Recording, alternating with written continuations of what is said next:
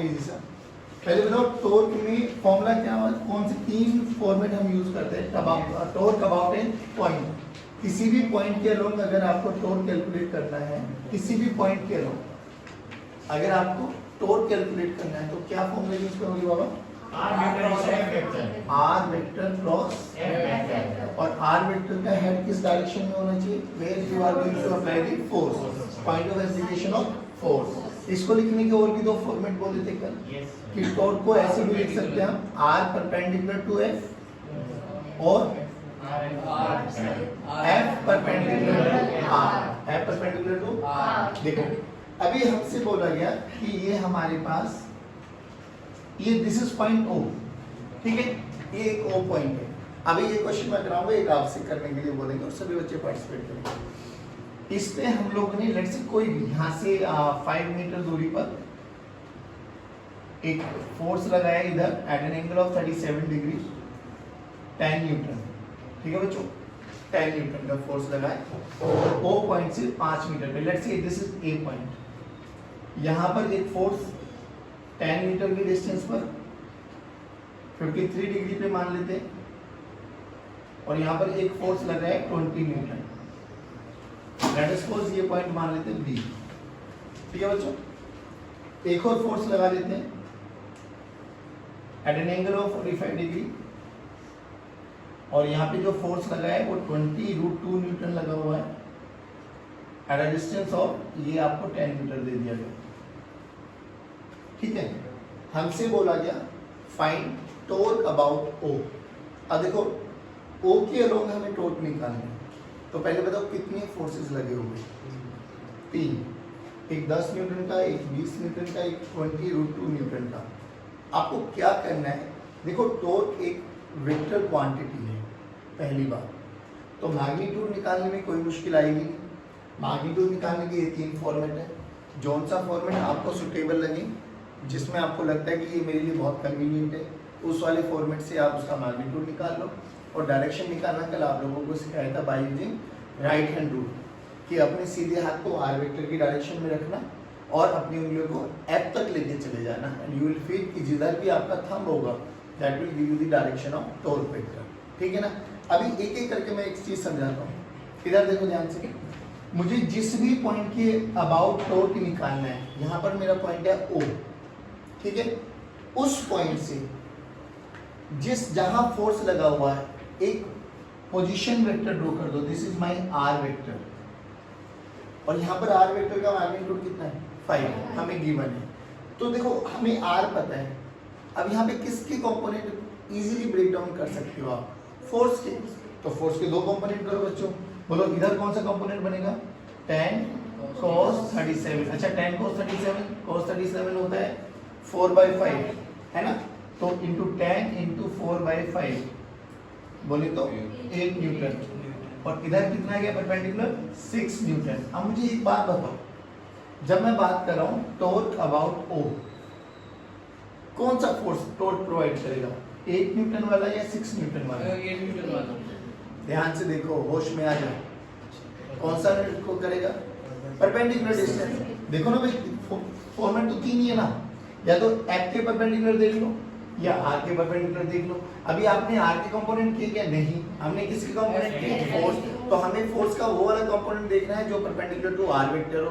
अब तो ये तो आ रहा, तो इस आर पे परपेंडिकुलर कौन है? 6 परपेंडिकुलर है या 8 परपेंडिकुलर है? 6। तो टॉर्क के लिए कौन सा फोर्स रिस्पांसिबल होगा? 6। तो फॉर्मूला डायरेक्ट लिख दो, 6 × 5, 6 × 5 कितना आ गया बच्चों? 30 न्यूटन मीटर। न्यूटन मीटर इसकी यूनिट है। चलिए अब अपने अपना हाथ चलाओ जल्दी, सीधे हाथ को आर वेक्टर की डायरेक्शन में रखो, क्योंकि हमें आर क्रॉस एफ निकालना है, तो आर वेक्टर की तरफ रखते हैं उंगलियों। हाँ अब देखो ना, फोर्स ये 6 न्यूटन वाला टॉर्क प्रोवाइड कर रहा है, तो अपनी उंगलियों को 6 की तरफ लेके आओ। अंगूठा किधर है? बाहर, और बाहर कौन सी एक्सिस है? Z। अच्छा बाहर को रिप्रेजेंट करने का ना एक और तरीका सुना, बाहर को आप ये भी लिख दोगे ना डॉट, तो दिस विल ऑटोमेटिकली शोज कि ये डायरेक्शन आउटसाइड दी प्लेन है या आउटसाइड दी बोर्ड है, अपने आप आउटसाइड दी बोर्ड आ गई। बोल यहाँ तक समझ में आया? अभी दोबारा देखो, ये फोर्स ये पोजीशन वेक्टर आर। अब यहाँ पे किसके कंपोनेंट कर सकते हो, बहुत इजीली आर के करें। अब देखो आर का ये 53 है ना, तो ये वाला कंपोनेंट कौन हो गया 10 cos 53 और ये वाला 10 sin 53। अब मुझे एक बात बता दो बच्चों, line of action of force, line of action of force, sir line of action of force तो ये है, इसके परपेंडिकुलर कौन सा कंपोनेंट है 10 cos 53 या 10 sin 53। बस तो मैग्नीट्यूड बोलो, टॉर्क अबाउट ओ किसका है 20 न्यूटन का, बोलो कितना हो गया 20 फोर्स एज इट इज, और आर परपेंडिकुलर कौन सा लेके चलेंगे 10 cos 53, cos 53 बोलो बाबा 3 बाय तो 20 into 10 into 3/5 बोले तो 120। चलिए परफेक्ट 120, ठीक है 120 न्यूटन मीटर। ये तो मैग्नीट्यूड आ गया सर। अब फॉर डायरेक्शन अभी भी तरीका दो ही करेंगे हम लोग। हमारा पोजीशन वेक्टर देखिए ऊपर, फोर्स अभी भी थंब किधर है बाहर, थंब बाहर है तो अभी भी डॉट लिखने में कोई बुराई, डन दोनों आगे। अब देखो ये दोनों की डायरेक्शन बाहर है तो क्या मैं इनको वेक्टोरियली ऐड कर सकता हूँ, बिल्कुल 30 + 120 150 न्यूटन मीटर आउटसाइड। लेकिन अभी ये भी तो बचा है, अब बोलो इसके लिए क्या करें, फिर इसके लिए कंपोनेंट करो अपन, है ना। भाई line of action of force ये है ना, अब जो भी आप कर सकते हो, आप फोर्स के कंपोनेंट करना चाहे फोर्स के कर लो, आपको लगता है कि सर मेरे लिए पोजीशन वेक्टर के कंपोनेंट करना बहुत इजी है तो उसके कर लो, मुझे तो लगता है पोजीशन वेक्टर के कंपोनेंट करना बहुत इजी है। देखो ये 10 है, 10 का ये कंपोनेंट कितना 10 cos 45 और ये कितना है 10 sin 45। खुद बताओ टॉर्क के लिए कौन सा डिस्टेंस लेना है 10 sin 45। तो परपेंडिकुलर देखो टॉर्क अबाउट ओ, फोर्स अभी भी 200 और ये हो गया तो 20√2, ये तो फोर्स हो गया, परपेंडिकुलर डिस्टेंस हो गया इनटू 10 sin 45 बोले तो बाबा 1/√2 में 1/√2 को मारा तो 200 न्यूटन मीटर। अब जल्दी जल्दी बताओ पोजीशन वेक्टर नीचे की डायरेक्शन में ना, देखो अब यहाँ से सुनना, पोजीशन वेक्टर डाउनवर्ड डायरेक्शन में और इस पे फोर्स लग रहा है इस डायरेक्शन में, मोबिलिटी ऑफ वेक्टर्स का यूज करो, मोबिलिटी ऑफ वेक्टर्स का यूज करो। तो पोजीशन वेक्टर नीचे है तो अपने हाथ को नीचे ले आओ, बाहर आउटसाइड, डन है परफेक्ट है। अगर आउटसाइड है तो कोई दिक्कत है ही नहीं, अभी भी बाहर है तो टोटल टॉर्क कितना हो गया ओके लो, तीनों को ऐड कर दो बच्चों 30 + 120 + 200 जो भी आया है that is 350 newton metre and outward. नहीं आया बताओ कोई मुश्किल लगा, आपको ऐसे ही करना है। क्यों अभी कोई इन्वर्ट होता तो दो आंसर नहीं इन्वर्ट होता तो मैं बता रहा हूँ ना, सिंपल खत्म।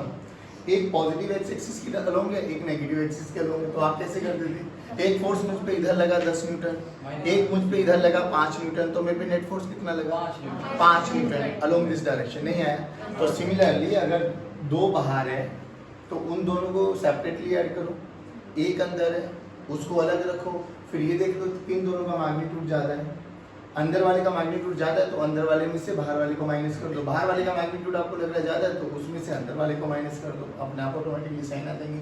अगर आपको ये लग रहा है कि नहीं सर मैं तो बाहर वाली डायरेक्शन को हमेशा पॉजिटिव मानूंगा तो ठीक है, बाहर वाले को पॉजिटिव कंसीडर करते हुए अंदर वाले को नेगेटिव कर दो, वो अपने आप नेगेटिव साइन आ भी जाएगा तो क्या रिप्रेजेंट करेगा वो अपोजिट डायरेक्शन। नहीं आया समझ पक्का। एक क्वेश्चन अब मेरे लिए करके दिखाओ जल्दी।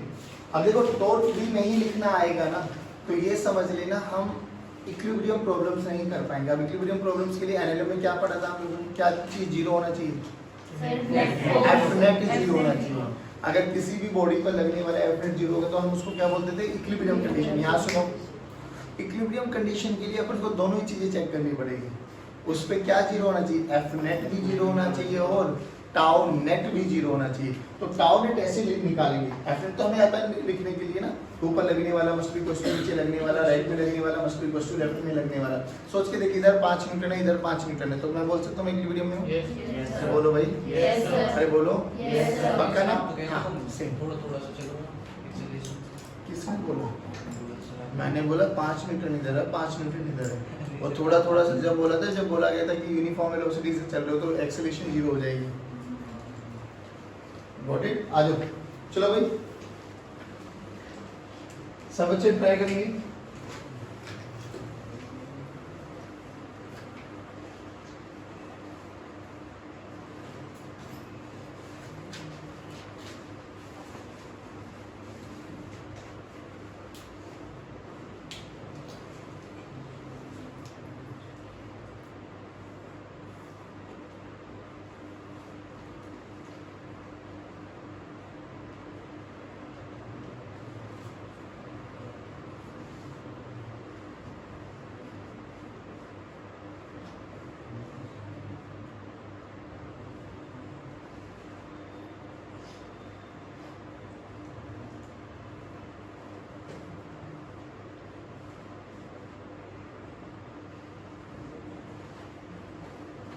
Find torque about O. चलो find torque about O. Direction बताओ। देखो डायरेक्शन के लिए सिंपल सा रूल बता दो। अपने सीधे हाथ को पोजीशन वेक्टर ये रहा, ऐसे हाथ रखो, फोर्स इधर। इसके कारण जो भी टॉर्क आएगा वो अंदर आएगा, बोली हाथ तक आया नहीं आएगा। अब इधर आ जाओ, देखो हेलो हेलो हेलो हेलो, इधर देखो ना एक बार, इधर देखो ये पोजीशन वेक्टर है, तो पोजीशन वेक्टर इधर, फोर्स इधर, तो ये भी अंदर। परफेक्ट भाई परफेक्ट। इधर देखो पोजीशन वेक्टर इधर और फोर्स इधर, ये भी अंदर, तीनों ऐड हो जाएंगे, तीनों ऐड हो जाएंगे। बोलो नहीं आया? मैग्नीट्यूड आया नहीं आया निकालना पक्का? कैसे करना है एक बार मैं बता देता हूँ, कुछ बच्चों की अभी शक्लें बनी हुई है। देखो ये डॉट वाला था, हाँ क्या होगा? क्रॉस, जब भी ये क्रॉस और डॉट लिखा है ना, ये these are specific notation. Cross का मतलब इनवर्ट द प्लेन्स, डॉट का मतलब आउटसाइड। खत्म। या you can say cross represents your negative z axis और dot represents your positive z axis, ऐसे भी याद कर लो। ठीक है। अब इधर देखो ये फोर्स, इसका हमें ये परपेंडिकुलर कंपोनेंट चाहिए। इफ दिस इज 5 तो इसका परपेंडिकुलर कंपोनेंट कितना हो जाएगा? याद करो एक स्पेशल ट्रायंगल है हमारे पास 3 4 5। यस सर, 3 3 4 5 और ये एंगल 37 डिग्री है। तो देखो ये 5 है, हाँ ये 37 डिग्री है, तो ये बन जाएगा 4, ये बन जाएगा 3। तो इसका जो मैग्नीट्यूड आएगा that is 30। Sure? Yes sir. अब हमें इस पे परपेंडिकुलर चाहिए, तो इसका ये perpendicular that is 10 by root 2। 10 by root 2, तो 10 बाय रूट 2 इनटू 10 ये हो जाएगा 100। ठीक? यस। इसका देखो, इसका हमें ये वाला कंपोनेंट चाहिए। अब देख लो इसका 5 का ये वाला कंपोनेंट हो जाएगा, ये कौन है? 3, ये 3 है ना, ये 4 होगा शायद, 4 ये 4 होगा 584 नहीं, ये हाँ ये 4 होगा और ये 3 होगा, 3 4 ये 5, तो ये हो गया 4 into 20 80। तो आंसर आ जाएगा 80 plus 20 plus 100 1210 210 cross. Easy tough? Very easy. अब सुनो, अब थोड़ा सा, हाँ जी इधर देखो, अब इसमें थोड़ा सा एक और लगाते हैं। हाँ फिर वही कहानी कि मेरा ये वाला पॉइंट है O, ठीक है, झलक इधर देख, दिस इज O पॉइंट। यहाँ से H दूरी से, H हाइट से मैंने एक ऑब्जेक्ट है जिसका मास है M, उसको रिलीज किया है। पहले बताओ रिलीज का मतलब क्या हुआ? और यहाँ के बीच में इनका जो ये डिस्टेंस है दैट इज D। ठीक, तो बोला गया कि जैसे ही ऑब्जेक्ट को रिलीज किया गया ऑब्वियसली वो नीचे आया होगा। परफेक्ट। नीचे आया तो उस पर फोर्स कितना लगा? m/g, डाउनवर्ड डायरेक्शन में। बोला गया किसी भी टाइम इंस्टेंट पर, ठीक, किसी भी टाइम t पर टॉर्क कैलकुलेट करो बाय mg। mg समझ में आ गया? mg ग्रेविटी वाला फोर्स जो कि एक्टिंग डाउनवर्ड डायरेक्शन में, इस पे नीचे mg फोर्स लग रहा है ना। किसी भी इंस्टेंट पर calculate torque bye mg about o। पहले ये क्वेश्चन से बताओ, समझ में आया है?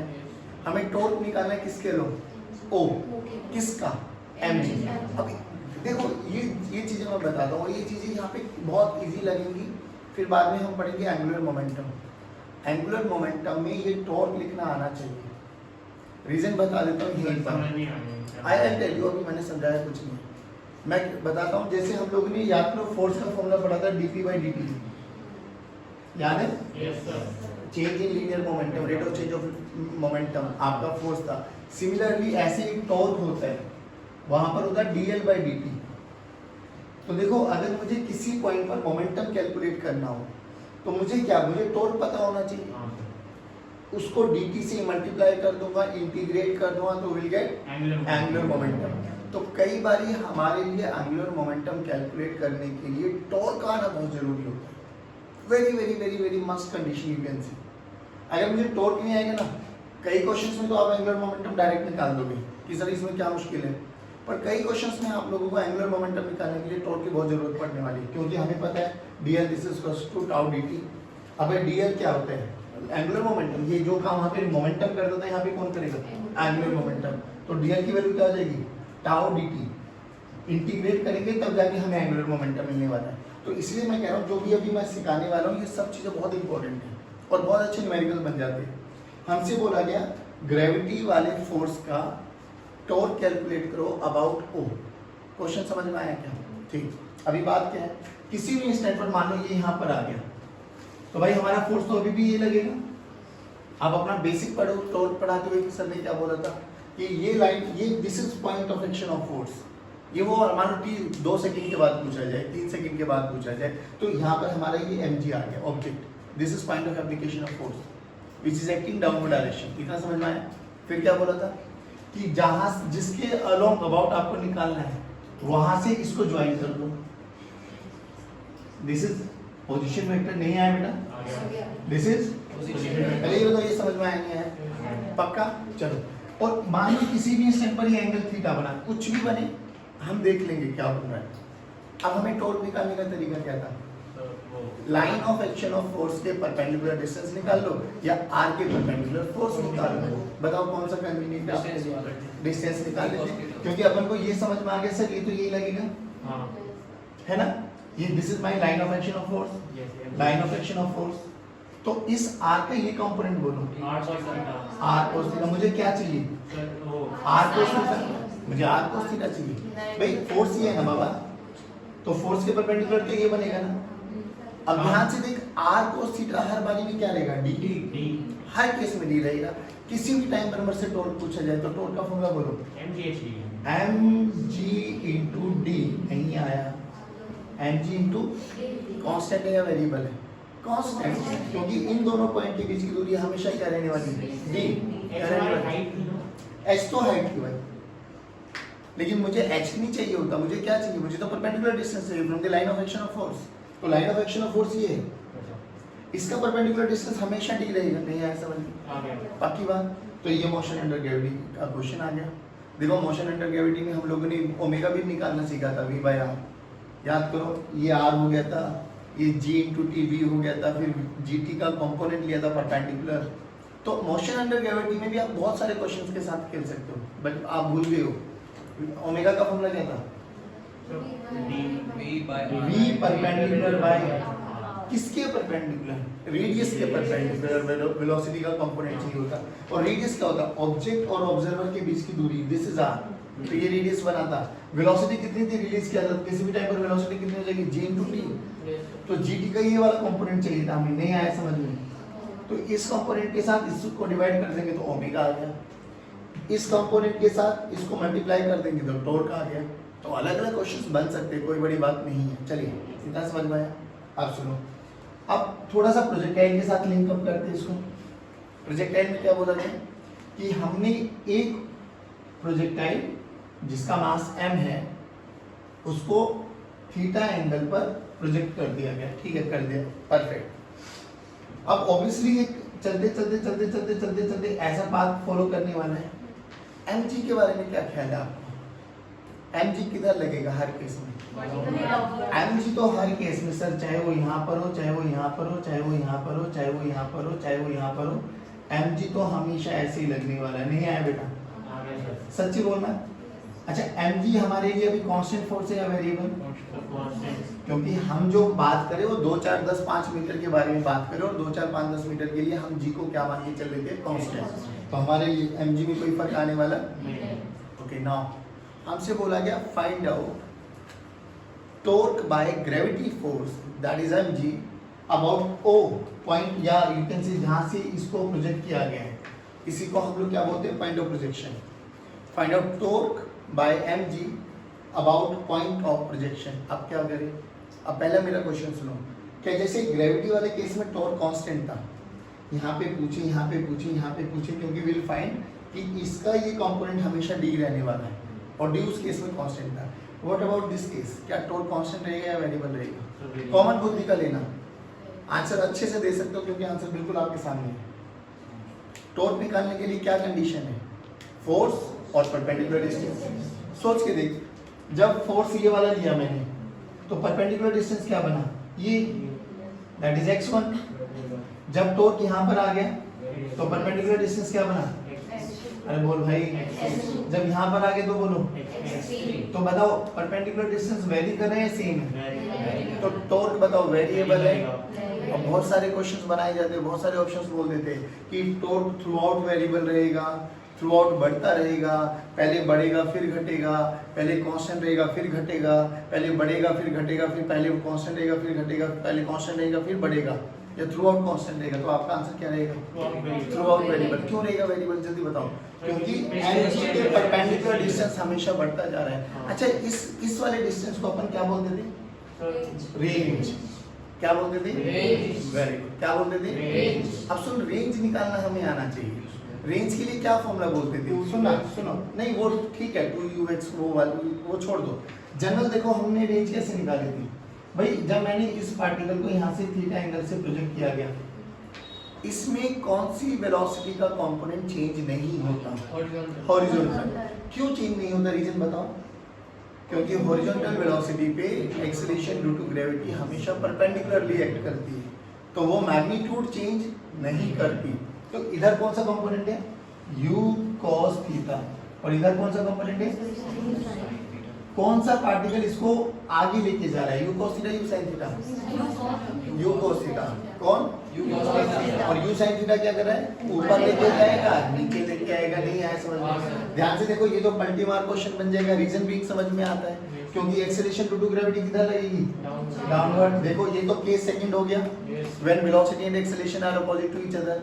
ये केस थर्ड हो गया, when velocity and acceleration are perpendicular to each other.